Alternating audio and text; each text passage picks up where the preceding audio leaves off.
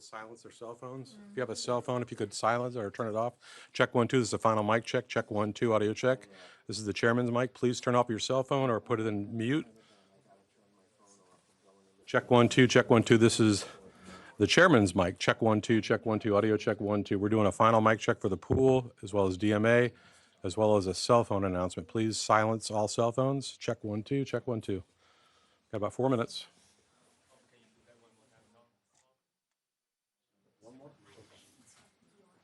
Audio check 1, 2. We're doing a final mic check. This is the secretary's mic. Check 1, 2. Check 1, 2. Again, please turn off all cell phones or silence them. Thank you.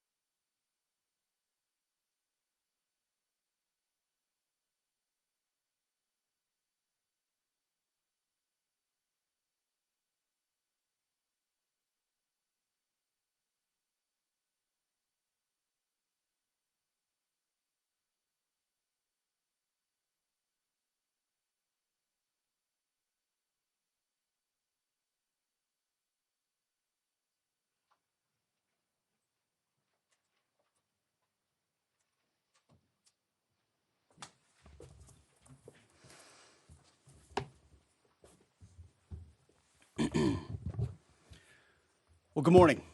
We just finished an update with Admiral Brad Cooper, the CENTCOM commander, across the CENTCOM AOR, our leadership and troops, as you would expect, doing a fantastic job. 2 days ago, under the direction and direct orders of President Donald J. Trump, the Department of War launched Operation Epic Fury, the most lethal, most complex, and most precise aerial operation in history. For 47 long years, the expansionist and Islamist regime in Tehran has waged a savage, one-sided war against America. They didn't always declare it openly, except for their constant chants of death to America. They did it through the blood of our people.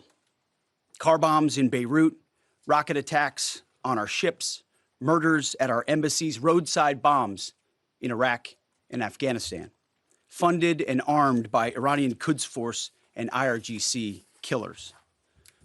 My generation of veterans carry the names of brothers who never came home.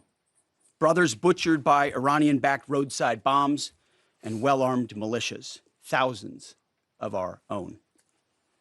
We didn't start this war, but under President Trump, we are finishing it. Their war on Americans has become our retribution against their Ayatollah and his death cult. It took the 47th president, a fighter who always puts America first, to finally draw the line after 47 years of Iranian belligerence. He reminded the world, as he has time and time again, being an American means something unbreakable. If you kill Americans, if you threaten Americans anywhere on earth, we will hunt you down without apology and without hesitation, and we will kill you. President Trump has also been very consistent. Crazy regimes like Iran, hell-bent on prophetic Islamist delusions, cannot have nuclear weapons. It's common sense. Many have said it, but it takes guts to actually enforce it, and our president has guts. Iran's stubborn and self-evident nuclear pursuits, their targeting of global shipping lanes, and their swelling arsenal of ballistic missiles and killer drones are no longer tolerable risks. Iran was building powerful missiles and drones to create a conventional shield for their nuclear blackmail ambitions. Let me say that again. A conventional shield for their nuclear blackmail ambitions. Our bases, our people, our allies, all in their crosshairs. Iran had a conventional gun to our head as they tried to lie their way to a nuclear bomb. It almost worked under Obama and his terrible deal, but not under this president. Turns out the regime who chanted death to America and death to Israel was gifted death from America and death from Israel. This is not a so-called regime change war, but the regime sure did change, and the world is better off for it. Today, in their desperation, the enemy is unmasked as Iranian missiles and drones rain down indiscriminately on the hotels, airports, apartments, and other civilian targets of their neighbors. Cowardly terrorist tactics from a regime that for decades has trafficked in cowardly terrorist tactics, lies, death, and destruction to this day. The Iranian leadership has built nothing except proxies and missiles and drones and deeply buried nuclear factories and facilities. Peaceful nuclear ambitions do not need to be buried underneath mountains. Last June, Operation Midnight Hammer obliterated their nuclear program to rubble. Afterward, we told them plainly, that's it, now make a deal. They arrogantly refused. We said, rebuild it, and we'll stop you again, this time far worse. Well, President Trump, Secretary Rubio, Steve Witkoff, Jared Kushner, they bent over backwards for real diplomacy, offering pathway after pathway to peace. I watched it. I was there. They tried over and over and over again earnest attempts at peace. The former regime had every chance to make a peaceful and sensible deal. But Tehran was not negotiating. They were stalling, buying time to reload their missile stockpiles and restart their nuclear ambitions. Their goal hold us hostage, threatening to strike our forces. Well, President Trump doesn't play those games. And as Secretary Rubio said after the Maduro raid, if you don't know, now you know. President Trump puts America and Americans first. He doesn't hesitate, and neither do our troops. The mission of Operation Epic Fury is laser focused. Destroy Iranian offensive missiles, destroy Iranian missile production, destroy their navy and other security infrastructure, and they will never have nuclear weapons. We're hitting them surgically, overwhelmingly, and unapologetically. With every passing day, our capabilities get stronger and Iran's get weaker. We set the terms of this war from start to finish. Our ambitions are not utopian. They are realistic, scoped to our interests and the defense of our people and our allies. Speaking of people, we hope the Iranian people take advantage of this incredible opportunity. President Trump has been clear, now is your time. To Iranian security forces, choose wisely. President Trump has also been clear about your fate in either direction. To the media outlets and political left screaming endless wars, stop. This is not Iraq. This is not endless. I was there for both. Our generation knows better, and so does this president. He called the last 20 years of nation-building wars dumb, and he's right. This is the opposite. This operation is a clear, devastating, decisive mission. Destroy the missile threat, destroy the Navy, no nukes. Israel has clear missions as well, for which we are grateful. Capable partners, as we've said since the beginning, capable partners are good partners. Unlike so many of our traditional allies who wring their hands and clutch their pearls, hemming and hawing about the use of force. America, regardless of what so-called international institutions say, is unleashing the most lethal and precise air power campaign in history. B-2s, fighters, drones, missiles, and of course, classified effects. All on our terms, with maximum authorities. No stupid rules of engagement, no nation-building quagmire, no democracy-building exercise, no politically correct wars. We fight to win, and we don't waste time or lives. As the president warned, an effort of this scope will include casualties. War is hell, and always will be. A grateful nation honors the 4 Americans we have lost thus far and those injured. The absolute best of America. May we prosecute the remainder of this operation in a manner that honors them. No apologies, no hesitation, epic fury for them and the thousands of Americans before them, taken too soon by Iranian radicals. Before I turn it over to General Caine for the operational update, let me speak straight to you, the Joint Force, our warriors on the front lines. This is your moment.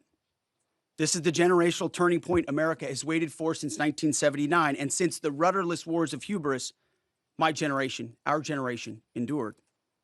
Don't listen to the noise. Just stay focused. Our commander-in-chief is steady at the wheel. We face a determined enemy, but you are better. But we must prove it every single day. History doesn't care if we're tired, if we're scared, or if the fight feels big. It demands warriors who rise anyway. Peace through strength, the warrior ethos, lethality, unity of purpose, those are not slogans. They're the beating heart of what it means to wear the uniform, that uniform. You think clearly under fire, you act decisively in chaos, you uphold the Constitution, and you uphold our country without hesitation. We are not defenders anymore. We are warriors, trained to kill the enemy and break their will. History is watching. Be the force you swore an oath to be, focused, disciplined, lethal, and unbreakable. We will finish this on America First conditions of President Trump's choosing, nobody else's, as it should be. And know this above all, President Trump and I have your back, always. Through fire, through criticism, through fake news, through everything. We unleash you because you are the best, most powerful, most lethal fighting force the world has ever seen. May Almighty God watch over you and his providential arms of protection extend over you. Godspeed, warriors, and keep going. General Caine, over to you. Thank you, Mr. Secretary, and good morning, everyone. The purpose of my portion of the briefing today is to update you and the American people on the actions taken thus far. The briefing will discuss the preparation, the planning, setting the force, the early operations, and how we're assessing the progress thus far. So let's get started. On Saturday, 28 February, at 01:15 Eastern Standard Time, 9:45 a.m. local Tehran time, on the orders of the President of the United States, U.S. Central Command, under the command of United States Navy Admiral Brad Cooper, commenced Operation Epic Fury. As I said, I'm going to walk you through the initial phases of the operation, but first, I want to express my deep condolences and the condolences of the Joint Force to the Department of War personnel killed and wounded in actions thus far. As the Secretary said, they're heroes and represent the best of our nation has to offer. They're true examples of what selfless service means. Our deepest and heartfelt condolences are with their families, their friends, and their units. We grieve with you and we will never forget you. Additionally, I stand here before you today grateful for each service member, planner, logistician, operator across our joint force, for our Department of War civilians, our intelligence community teammates, our interagency teammates who continue to stand in harm's way alongside us. I am proud of all of you as you take the fight to the enemy, and we are the best in the world at integrating, period. I want to extend my personal gratitude to the dedicated commanders and senior enlisted leaders and the enlisted members of the Joint Force who are fighting this fight across the CENTCOM AOR. In addition to Admiral Cooper and Fleet Master Chief Compton, I want to highlight a few today. U.S. Army Central Command Commander Lieutenant General Pat Frank, who along with his team are fighting the counter-missile and counter-drone fight. United States Navy Central Command Commander Vice Admiral Kurt Renshaw and his team, who are engaged with the Iranian Navy and projecting American naval combat power from the seas. And United States Air Force Central Command Commander Lieutenant General Derek France and his leadership team, who are crushing Iranian targets from the air. I want to highlight the support to the CENTCOM fight from other combatant commands who are directly involved with this effort, to include U.S. Spacecom, U.S. Cybercom, and U.S. UCOM. I also want to specifically call out United States Transportation Command and U.S. STRATCOM for their contributions to this fight. We cannot project American combat power at the time and place of our choosing without both.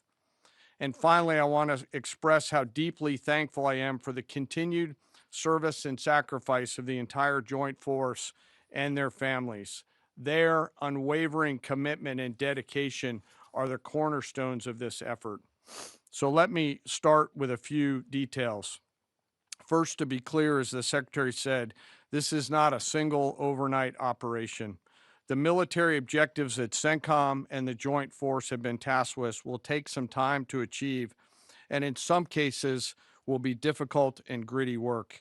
We expect to take additional losses, and as always, we will work to minimize U.S. losses. But as the Secretary said, this is major combat operations. So let me talk about the preparation and the planning. On February 28th, the full strength of America's armed forces came together in a unified purpose against a capable and determined adversary. The United States Army, Navy, Marine Corps, Air Force, Space Force, Coast Guard, and our reserve components integrated across our combatant commands and began coordinated operations with the Israeli armed forces of an unprecedented scale. As the Secretary laid out, our military objectives are clear. Our mission is to protect and defend ourselves and, together with our regional partners, prevent Iran from the ability to project power outside of its borders and be ready for follow-on actions as appropriate. Across every domain, land, air, sea, cyber, the U.S. Joint Force delivered synchronized and layered effects designed to disrupt, degrade, deny, and destroy Iran's ability to conduct and sustain combat operations. On the U.S. side, this marked the culmination of months and in some cases years of deliberate planning and refinement against this particular target set. From precision strikes against key military infrastructure to persistent intelligence and targeting integration to the close coordination of the components across vast distances, this operation again demonstrated America's reach, readiness, and professionalism, and that of our joint united force. It was historic not only in the operational scope, but in the level of joint integration displayed across every element of the joint force. And as I said earlier, this work is just beginning and will continue. So now to talk a little bit about setting the force and setting the theater. On the order of the Secretary of War over the last 30 days to reinforce deterrence and provide the President with credible options should action be required, the Joint Force began to systematically reposition assets and personnel across the region. These movements ensured that U.S. forces remained postured, protected, and ready to respond decisively for any emerging threat. This deployment included thousands of service members from all branches, hundreds of advanced fourth and fifth generation fighters, dozens of refueling tankers, the Lincoln and Ford Carrier Strike Group and their embarked air wings, sustained flow of munitions, fuel, supplies, all supported with command and control, intelligence, surveillance, and reconnaissance network. And the flow of forces continues today. In fact, Admiral Cooper will receive additional forces even today.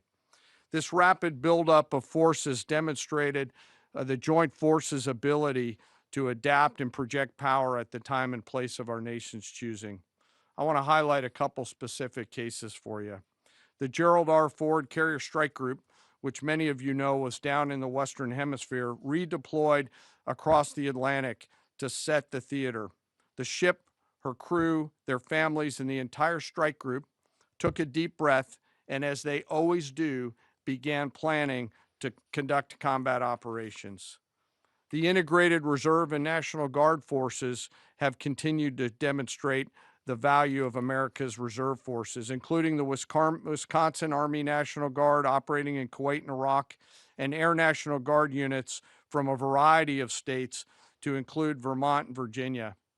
In the case of the Vermont Air National Guard and the 158th Fighter Wing, they were mobilized for Operation Absolute Resolve and then were tasked to take their F-35As across the Atlantic instead of going home to be prepared to support this operation. The same is with our Air National Guard and Air Force Reserve Command tanker and mobility forces, who stepped right out of their civilian jobs to deploy and to protect the region.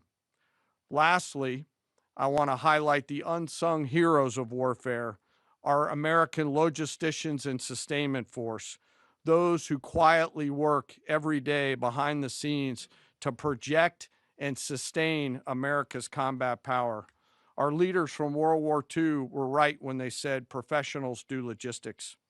As regional tensions rose, the Joint Force elevated our force protection measures on the order of the Secretary and repositioned discreetly civilians and non-essential personnel designed to ensure the safety and security of our joint force. By the time operations began, only essential forces remained on our bases and in theater, all ready, capable to respond. So now let me move to H hour. At 3:38 p.m. on Friday, February 27th, the United States Central Command, through the Secretary of War, received the final go order from President Trump. The President directed, and I quote, "Operation Epic Fury is approved. No aborts, good luck, close quote. In the region, every element of the joint force made their final preparations. Air defense batteries readied themselves, checking their systems to respond to Iranian attacks. Pilots and crews rehearsed their strike packages for the final time. Air crews began loading their final weapons, and 2 carrier strike groups began to move towards their launching points. Across the globe, our operation centers came alive in Tampa, Florida, here at the Pentagon, and of course forward in the Central Command AOR. As always, operational security was paramount as we sought to maintain and sustain the element of surprise. This operation was highly classified so that at H hour, the enemy would see one thing: speed, surprise, and violence of action. The first movers were U.S. Cybercom and U.S. Spacecom, layering non-kinetic effects, disrupting and degrading and blinding Iran's ability to see, communicate, and respond. At H hour, the beginning of major combat operations, 01:15 local Eastern Daylight Time, 9:45 local AM Tehran time, as dawn crept up across the Central Command AOR, the skies surged to life. More than 100 aircraft launched from land, sea, fighters, tankers, airborne early warning, electronic attack, bombers from the States, and unmanned platforms, forming a single synchronized wave. This was a daylight strike based on a trigger event conducted by the Israeli Defense Forces, enabled by the U.S. intelligence community. The first shooters at sea were Tomahawks unleashed by the United States Navy, closed in on Iranian naval forces, and began to conduct strikes across the southern flank in Iran. On the ground, forces fired precision standoff weapons, measured, deliberate, precise, and lethal. This was a massive, overwhelming attack across all domains of warfare, striking more than 1,000 targets in the first 24 hours. We are now roughly 57 hours into the operation. In the initial phase, CENTCOM's focus was systematic targeting of Iranians' command and control infrastructure, naval forces, ballistic missile sites, and intelligence infrastructure designed to daze and confuse them. Coordinated space and cyber operations effectively disrupted communications and sensor networks across the area of responsibility, leaving the adversary without the ability to see, coordinate, or respond effectively. The combined impact of these strikes, swift, precise, and overwhelming, has resulted in the establishment of local air superiority. This air superiority will not only enhance the protection of our forces, but also allow them to continue the work over Iran. Over the course of the last 2 days, the Joint Force has launched hundreds of missions from land and sea and delivered tens of thousands of pieces of ordnance. The effort continues to scale. This included American B-2 bombers, which again, similar to Midnight Hammer, flew a 37-hour round-trip sortie from the continental United States, dropping precision, penetrating munitions on Iranian underground facilities across the southern flank and slightly deeper. Additionally, Israel has separately executed hundreds of sorties against hundreds of targets. Beyond Air Force and Navy aircraft strike packages, coordinated salvos of precision standoff weapons from across the region have neutralized hundreds of pre-planned targets. As I mentioned earlier, in support of these kinetic operations, U.S. Cybercom and Spacecom have continuously layered effects to disrupt, disorient, and confuse the enemy. I will note that this operation had several combat firsts, which I'll allow at some point in the future Admiral Cooper to talk about since he owns the AOR.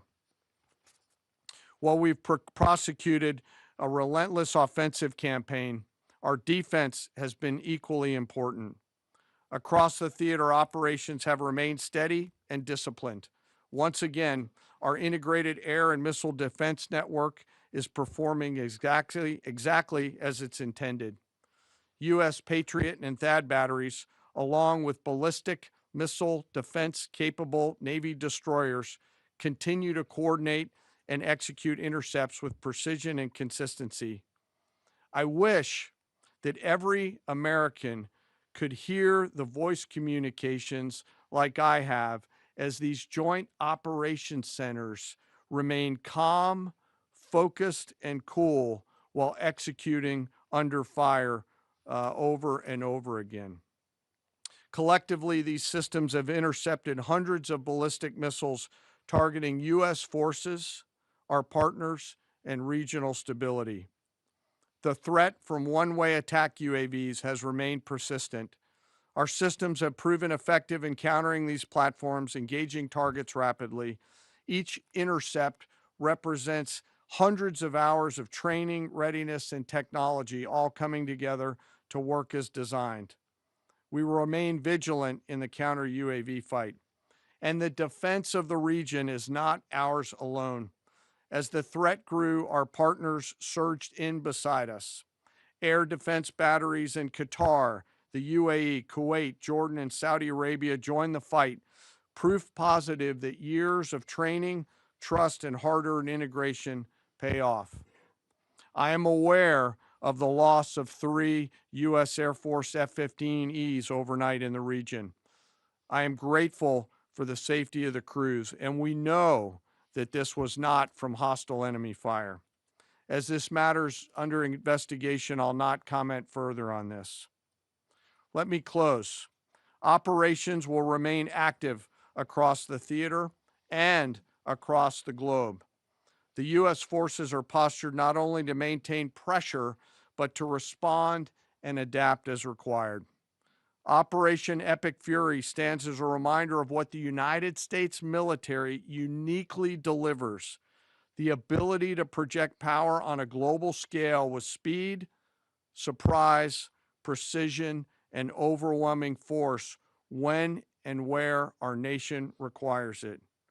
What we've demonstrated over the past several days reflects years of investment in readiness, joint integration, and professionalism of the joint force. As major combat operations continue across CENTCOM, we remain engaged globally. America's joint force retains the credibility, capacity, and flexibility to respond to any contingency anywhere in the world at any time. To those who would test our resolve or threaten the United States, our allies, or our interests, understand clearly we can reach you, we can sustain the fight, and we can scale the fight, and we will prevail. To the American people, your joint force remains steady, frosty, calm, and focused. Your service members are trained, disciplined, and determined. We understand the risks of this mission and the weight of the responsibility that we carry. We also recognize that our families also shoulder the burden at home. You are a part of this too. I am proud today, as I am every day, to stand as a member of America's joint force. There is no mission too complex, no distance too great, and no adversary too determined for the men and women who wear our nation's uniform. We mourn our fallen, we honor their families, and we continue our mission with focus, unity, and strength. And now I'm happy to take any questions. Thank you, Mr. Chairman. Right here. Go ahead. Thank you for your time. What percentage of Iranian long-strike capabilities are still in the fight, and what is our exit strategy here, and when will it be deployed? Well, they have long-range strike capabilities, which we are hyper-focused on. The brief we got just this morning, Admiral Cooper knows exactly and precisely what kind of threat matrix he's looking at, the way they might change their techniques and how we adapt to that. So we're making sure the theater commander has absolutely everything he needs. I mean, one of the things the chairman mentioned is for months and months, even before we built up, we ensured that we had maximum defensive capabilities in theater to allow the president the decision space in the future. So even before this buildup in the last 30 days, we discreetly brought defensive assets in to make sure, understanding that there are Iranian capabilities. As far as time frame, I would never hang a time frame from our perspective. The commander-in-chief sets the op tempo and terms of this fight. As I said, it's on his terms. And we'll make sure that Admiral Cooper and his team have everything they need, not just to defend. I mean, the best defense is good offense. And so we're aggressively pushing into that airspace over that southern flank to ensure that we control it and we destroy anything that moves that would attempt to shoot us. Think of it as shooting the archer instead of the arrows. That's where we want to be. And we have the kind of exquisite intelligence to get over the top, find that and destroy it. It won't happen overnight. This is a big battle space with a lot of capabilities. That's part of the reason why it's such a threat to us. That's why I talk about conventional umbrella to blackmail nuclear ambitions.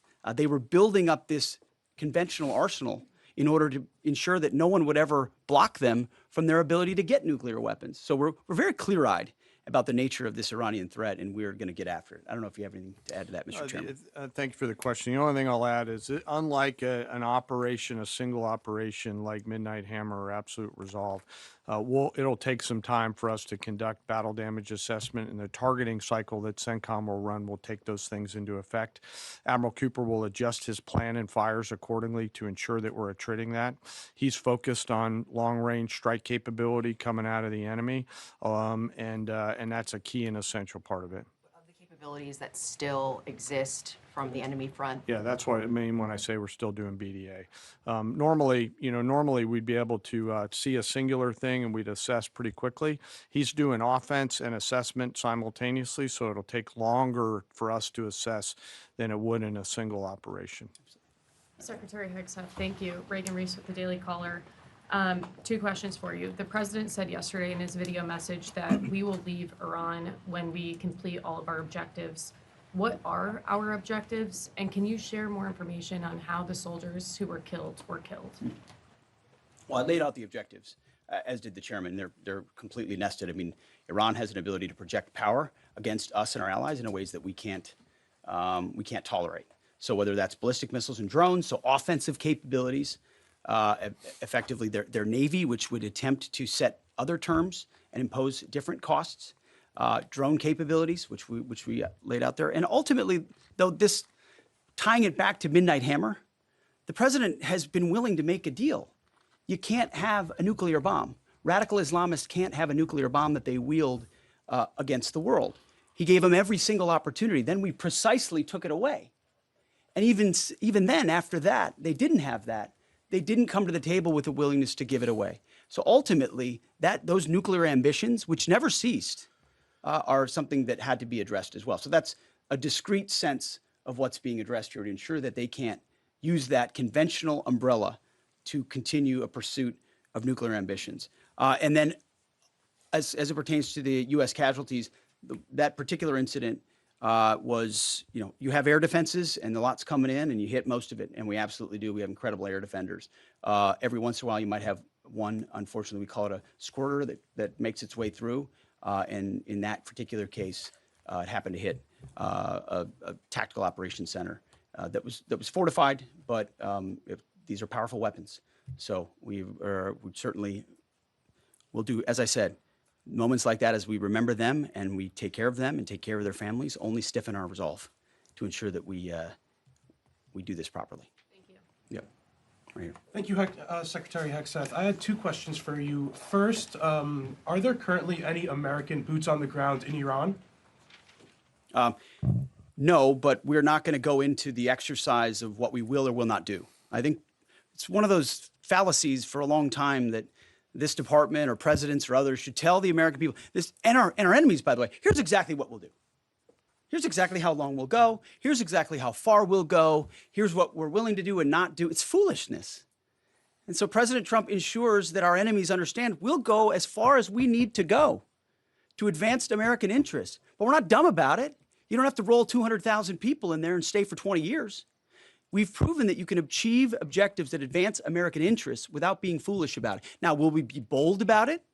Are we willing to be decisive about it?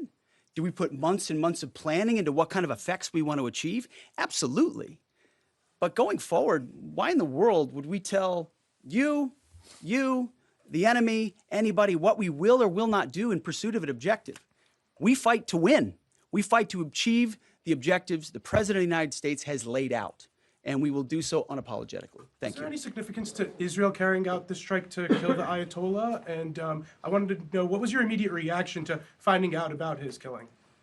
I think Israel did a great job in the conduct of that operation. President Trump put a 4-week you go, timeline right on here, it. Are you please. saying that's wrong? Yeah, thank you. You mentioned during the briefing, General Caine, that there would be additional troops sent to the region. Could you say how many troops currently are involved in this operation and how many additional troops are planned to go in this next phase? I don't want to talk specifics because that would tip the enemy off. We have more tactical aviation flowing into theater just based on the time it took to get it out there. I think we're just about where we want to be in terms of total combat capacity and total combat power for Admiral Cooper. One of the things, though, that a commander, he'll consistently assess the trajectory of the campaign. Is he on or off trajectory? And then make an ask of the joint force, which will then develop options for consideration by the secretary and the president to either increase or in some cases decrease the amount of combat capability that we have over there. I heard the question about 4 weeks. It's the typical NBC sort of gotcha type question. President Trump has all the latitude in the world to talk about how long it may or may not take. 4 weeks, 2 weeks, 6 weeks. It could move up. It could move back.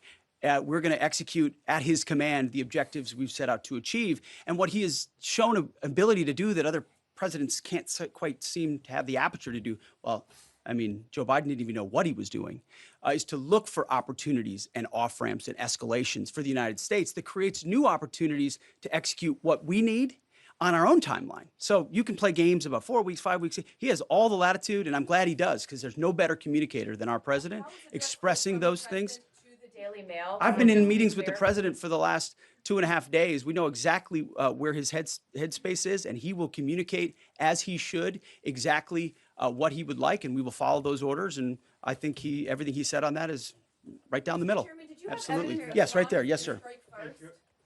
Thank you very much, Secretary. I left my hometown of Sakis in Iranian Kurdistan in 1996.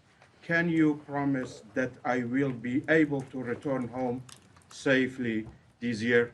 And I have a following question too, please. I appreciate the question. I'm not here to place guarantees on that, but I think the message the president has given has been clear to the people of Iran. This is your moment.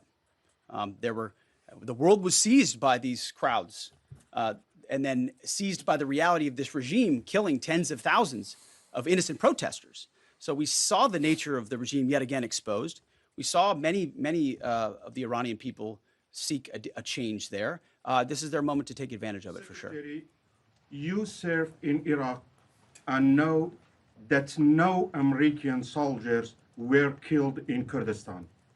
The Kurdish people are very pro-American. Will you continue protect Kurdistan and Peshmerga as loyal ally of the United States? Why I'm asking this question? Because now Kurdistan is under attack by Iranian drones and by proxies in Iraq and on the region. I think I can speak to allies generally in the region who we've been in constant communication with. We have been standing shoulder to shoulder with them, and we appreciate their capabilities. Absolutely. Yes, right here. Hi, thank you. Cameron Arkin with the Daily Wire. My question is about some of the domestic threats, if any, regarding this right now. Have there been any concerns about Iranian sleeper cells, and kind of what has the Trump administration been doing to kind of monitor these Well, threats? across the interagency, in full coordination. Of course, we're paying attention to any potentialities there. This is a former regime, a regime that seeks to export that ideology and try to sow terror. We're ready for that. We've seen these types of folks before, and the American people can rest assured that we're vigilant on that. How do you Right here. keep them Secretary, from thank spilling out you. into an Kind of a follow-up insurgency? on that last question. There was just this, what appears to be a terrorist attack in Austin yesterday. How does that change the operation at all? What effect does that have? And then I have Doesn't a change the follow-up. operation at all, and I know the authorities are executing exactly the way they should. Secretary Hegseth, and one for Chairman Caine as well.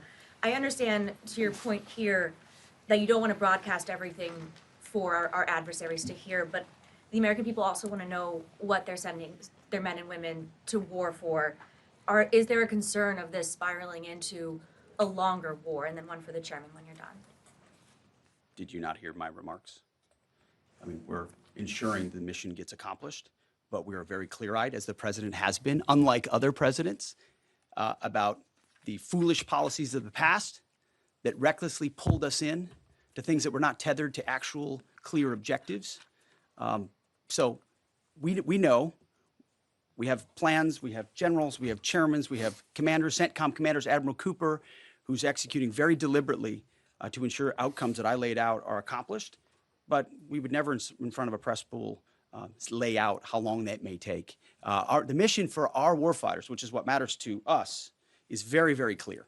And they're executing it right now violently. And just for the chairman quickly, I have one for the chairman. You said this is not a one-night operation. It will take time to achieve the goals. What would be the goal line here for you? I think the Secretary laid out the military objectives, and that's what we execute against is the military objectives. Last one right here. Thank you, sir. As you've said, there are a large amount of U.S. service members that are in harm's way right now. What is your prayer for them? First of all, my prayer for them is that I do pray for them. My wife prays for them. Our family prays for them. Our cabinet prays for them. None of this is done on a whim. Having been in their boots, having been in their shoes, having been in their flight suits, I know we think about them with every decision that we make and every recommendation that we make to the President of the United States. Those recommendations are made prayerfully. And when I pray every day for them and for this mission, I pray simply for the biblical wisdom to see what is right and the courage to do it. It's going to take courage to follow through on this. There's going to be a lot of noise, and we pray for that, and we hope all of you do as well. Thank you very much. Appreciate it. Thank you.